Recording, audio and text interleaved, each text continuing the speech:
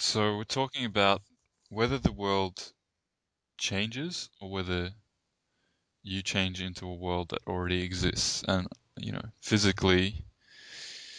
And when I say physically now, I don't think solidity. I think most people think when they say there's physical and there's non-physical.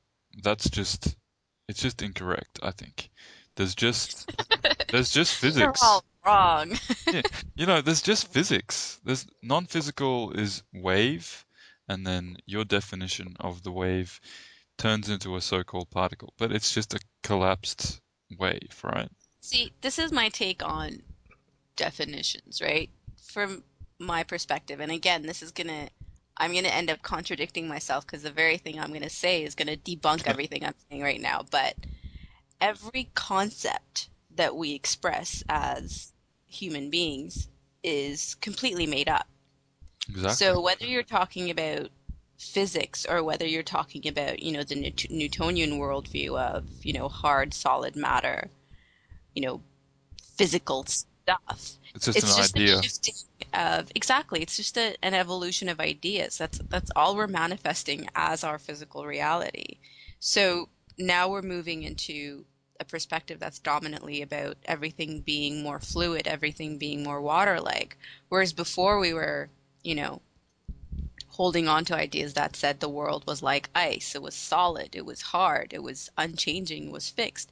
So we're evolving our idea of what physical reality is. And with that evolution of an idea, we create experiences in a world, or we tune into the already existing experience of a world of that particular frequency or that particular malleability. So I always like to say that, every idea that exists is valid because it is a reality unto itself. So it's It's not just a definition. it is, and they're all equally valid because we're talking about ideas.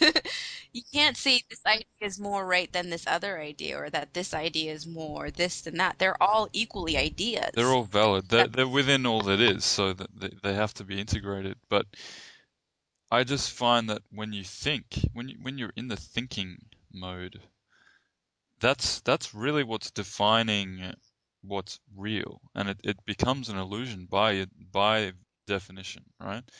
And I mean, the most intense experience I ever had was there was just there was no thought whatsoever. I didn't try to reach the state. It just happened spontaneously. And what I saw was the world was like gas. It was just it was breathing in and out. And as soon as I didn't even really have to think. It was just like if I saw something that seemed out of place, which is I can't really put it into words, but if an expansion happened, I wasn't aware of a thought that created the expansion. It just happened. So that's not, you heard about my cat experience where the eye healed instantly right in front of me. I didn't even think about it. It just kind of the reality that I was just shifted because it was out of balance, you know? yeah. And And I like what you just said, the reality that I yeah, was, yeah, because right? you And are the that's reality. That's what we're exactly. getting at here. And that's how we began this conversation. It's, you hear a lot, the world out there needs to change. It's like, no.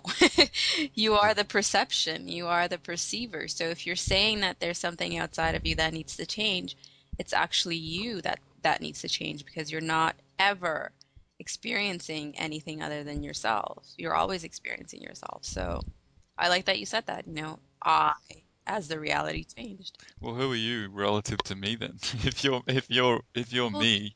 that's it. There is no distinction there. Mm, The very idea, our language is so dichotomous, like yeah, you, me, it you. creates separation within that very instant. But one of my favorite, like, I'm sure I talk about this all the time, but I came from, well, I didn't really come from it, but one of the line of teachings that I examined was non-duality, which addresses Mm, these very ideas. I who? Who are you? And you can't find this I. This I doesn't exist. This reference